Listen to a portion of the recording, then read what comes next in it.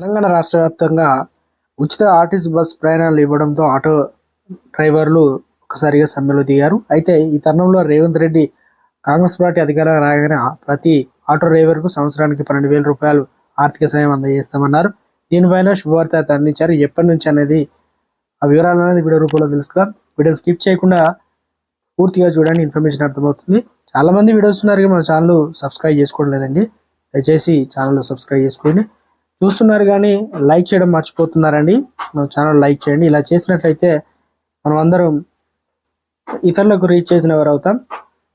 తెలంగాణలో కాంగ్రెస్ ప్రభుత్వం కొలువు తీరిన విషయం తెలిసిందే. ఎన్నికల సమయంలో 6 గ్యారెంటీలు ఒకటైన మహాలక్ష్మి పథకం కింద తెలంగాణలో మహిళలకు ఆర్టీసీ బస్సులో ఉచిత ప్రయాణం అని హామీ ఇచ్చిన విషయం తెలిసిందే.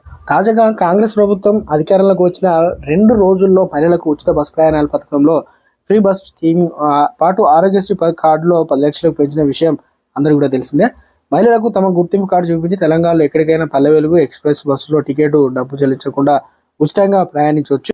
కాంగ్రెస్ ప్రభుత్వం తీసుకునే నిర్ణయాన్ని రాష్ట్ర ప్రభుత్వం స్వాగతిస్తుంది ప్రజలు. అయితే ఆ ఆటోలు డ్రైవర్లు దీన్ని తీవ్రంగా వ్యతిరేకిస్తున్నారు.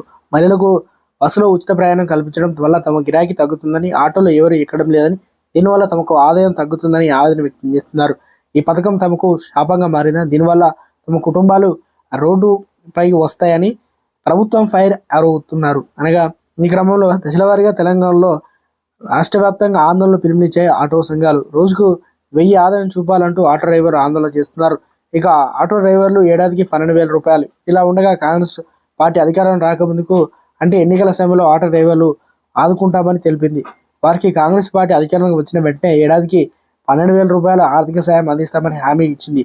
ఈ విషయాన్ని తమ ఎన్నికల మేనిఫెస్టోలో కాంగ్రెస్ పొందుపరిచింది. తాజాగా ఈ పథకంపై రాష్ట్ర ప్రభుత్వం కసరత్తు చేస్తున్నట్లు సమాచారం. ఆటో డ్రైవర్లకు ఆర్థిక సాయంపై విధి విధానాలు కూడా రూపొందించాలని ప్రభుత్వం, ఎవరెవరికి ఈ స్కీమ్ వర్తించాలని దానిపైన కూడా చర్చలు కొనసాగుతున్నాయి. ఆటో ఓనర్లకు ఇవ్వాలా, ఆటో డ్రైవర్లకు ఇవ్వాలని దానిపైన ఇంకా క్లారిటీ అయితే రానున్నట్టు తెలుస్తుంది. చాలామంది ఆటోలను అద్దెకిస్తున్నట్టు ప్రభుత్వ వర్గాలు పేర్కొన్నాయి. ఓనర్లకు ఇస్తే తమ పరిస్థితి ఏంటని డ్రైవర్లు ప్రభుత్వాన్ని ప్రయత్నిస్తున్నారు. డ్రైవర్లకు ఇస్తే ఆటోలు కొన్న తమ పరిస్థితి ఏంటని ఓనర్లు ప్రయత్నిస్తున్నారు. అయితే ముందు దరఖాస్తు స్వీకరించి ఏప్రిల్ నుంచి ఈ స్కీమ్ అమలు చేసే యోచనలో ప్రభుత్వం ఉన్నట్టు తెలుస్తుంది. లోక్సభ ఎన్నికల ముందు ఈ పథకం ప్రకటన చేసే అవకాశం కూడా ఉందని ప్రభుత్వ వర్గాలు చెబుతున్నాయి. దీనిపైన అధికార ప్రకటన అయితే రావాల్సి అయితే ఉంది.